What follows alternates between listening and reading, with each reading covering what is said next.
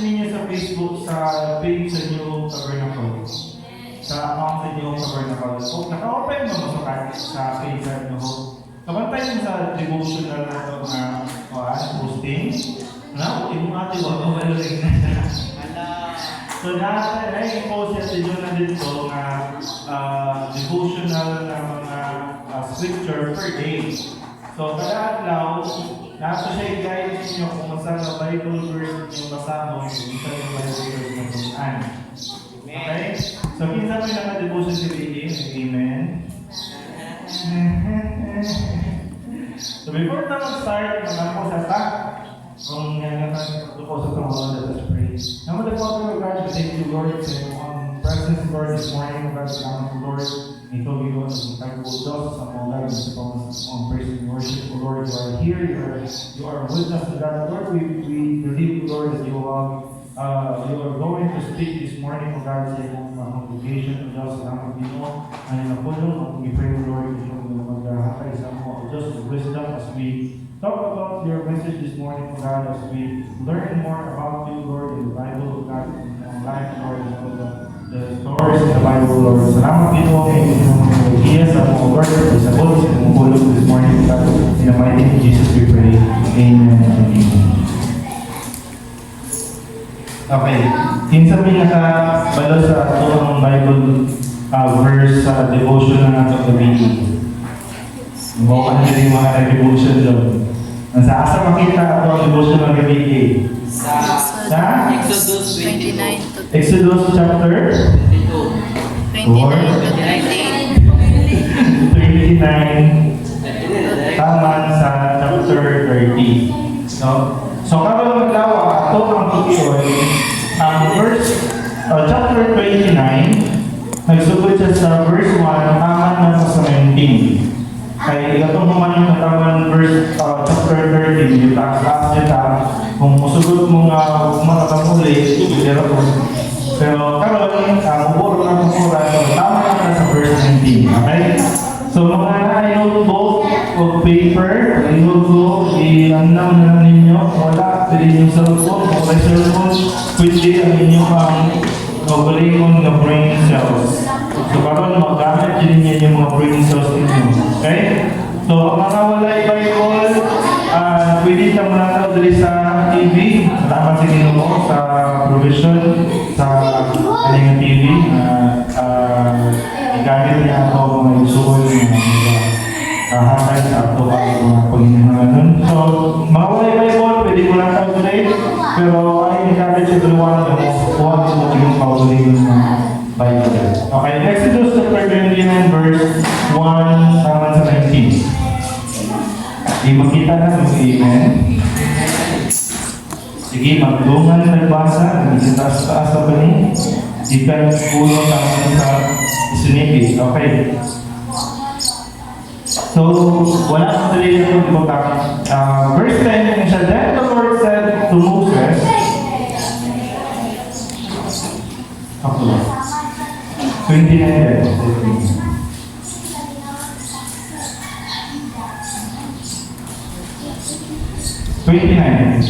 This is the ceremony you must follow.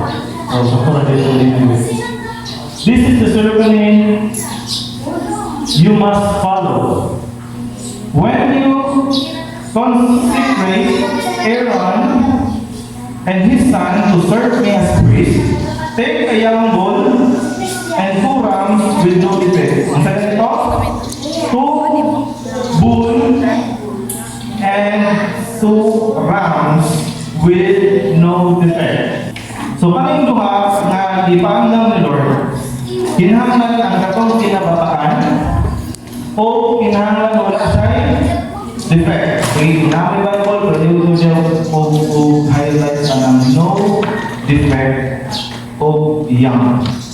Verse 2, then using choice wheat flour with no yeast, make loaves of bread, tin cakes mixed with olive oil, and wafer spread with oil. No? So si Moses, instruction sa Ginoo nga sa pinili ng mga wheat flour, kinahanglan wala sa ipagtubo, maghimo ka og loaf of bread with 10 cakes, gimixan pa with olive oil, and wafer na ispreadan of oil. So the first part is that present Aaron and his son at the entrance of the tabernacle, wash them with water, then dress Aaron in his priestly garment, the tunic with robe worn with the ephod itself, and the chest piece, then wrap the decorative sash of the ephod around him. So, paliw to o highlights diha, kung nag-ball pen, rapin nyo na yung Bible, kaya hindi ko na siya kapag yung guys ng kanan. Underlining ng priestly garments. Ngayon tuloy nga, pasuota si Aaron o priestly garments. Verse 7, then anoint him by pouring anointing oil over his head. Next, present his son and dress them in their tunics, wrap sashes around the waist of Aaron and his son, and put their special head covering on them. Then, right to the priesthood will be their law forever. In this way, you will ordain Aaron and his son. Verse 10, bring young bull. Padulong sa, di ba din sa lahat, pagdala mo ang young bull. Karoon, ang gino na po sa Ginoo, dala ang young bull sa entrance sa tabernacle, where Aaron and his son lay their hands on his head. Verse 11, then slaughter the bull on the Lord's presence. Take note, slaughter the bull in the Lord's presence. Paano ko na, highlight. At the entrance of the tabernacle. Kasi dapat, nasa entrance of the tabernacle. Put some of its blood on the horns of the altar with your finger and pour it out the rest at the base of the altar. 13, take all the fat around the internal organs, the long lobe of liver, and the two kidneys, and the fat around them, and burn it into the altar. Take the rest of the bull, including its hide, meat, and dung, and burn it under a little underline or highlights in my bowl. Burn it outside the camp as sin offering. Okay, highlight as sin offering. Verse 15. Next, Aaron and his son must lay their hands on their heads of the ram, then slaughter the ram and splatter its blood against all the sides of the altar. Cut the ram into pieces and wash off the internal organs and the legs. Set them alongside the head and other pieces of the body. Verse 18. Then burn the entire animal on the altar. This burnt offering of the Lord, please underline or highlight in the Bible. It is a pleasing aroma, a special gift presented to the Lord. Verse 19. Inaman nito ako ganito mo. Okay, verse 19. Now take other ram and have Aaron and his son lay their hands on its head. So ganina, si Aaron, yan ko nga mga son. Then slaughter it and apply some of the blood to the right earlobes of Aaron and his son. Also put it on the thumb of their right hands and the big toes of their right feet. Splatter the rest of the blood against all the sides of the altar. 21. Then take some of the blood from the altar and some of the anointing oil and sprinkle it on Aaron and his son and on their garments. Take note. Garments. In this way, they and their garments will be set apart as holy. You have to underscore. And next one. Okay.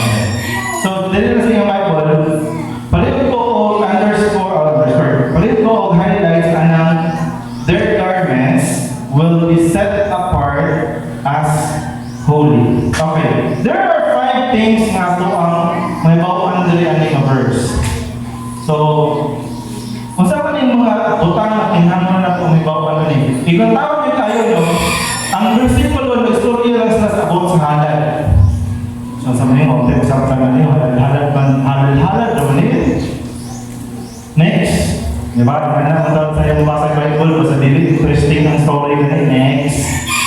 Basta basa daw ka ng telenovela na ilan daw ito, pero di man interesting episode na rin, mga lang daw. No? Pero if you read the Bible, dili ka magbasa lang.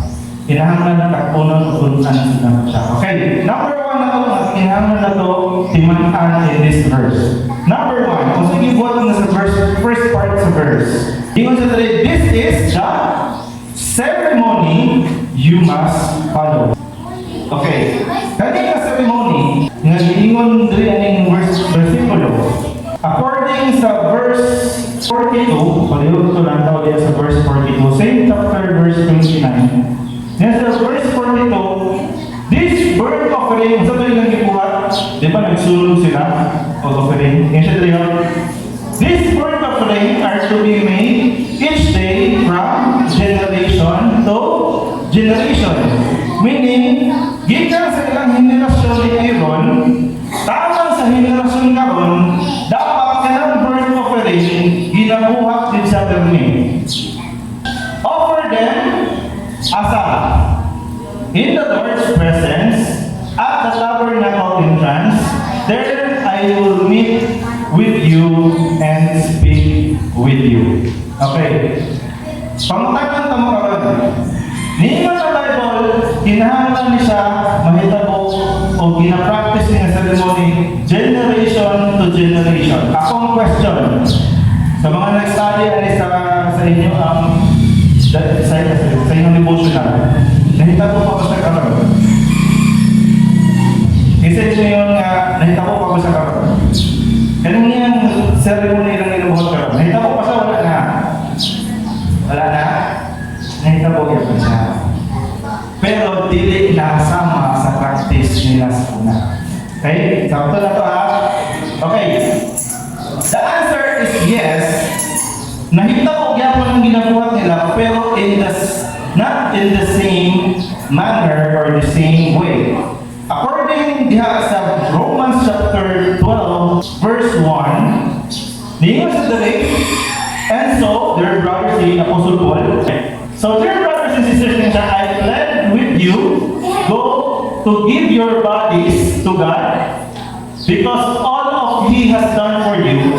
Let them feel a living and holy sacrifice that is kind, He will find acceptable. This is truly a way to worship Him. In other version, ang live version ng Bible nagingon, offer yourself as a living sacrifice, holy and acceptable to the Lord. Sa unang panahon, ang ilang ginahimo na offering ni Lord is mga tubol and ram. Tuhang. Karon na panahon, nga itong generation, we still practice the same ceremony. But instead of turang and tubol, sabihan niya, yung Apostle Paul, ingon sa, dili na bull o ram yung offer. Instead, ang yung offer ang sa, give your bodies to God as a living and holy sacrifice. Sa unang panahon, kinahanglan sila magsulog o ram o bull. Aron i-accept sila sa atong Diyos, samtang muluod diyan sila sa tabernacle. Ang tabernacle na bahin sa tulog na bahin. Ang first part is ang kuwanan. Ang second part is ihabol ang mga offerings, diya sunodon, o ang ikatulong na part diya is na dito ang Ark of the Covenant, which is ningon si Lord dito kung makitagbo sa inyo. And in this verse, this is the true, let them be a living and holy sacrifice, the kind of He will find acceptable. This is the truly way to worship Him.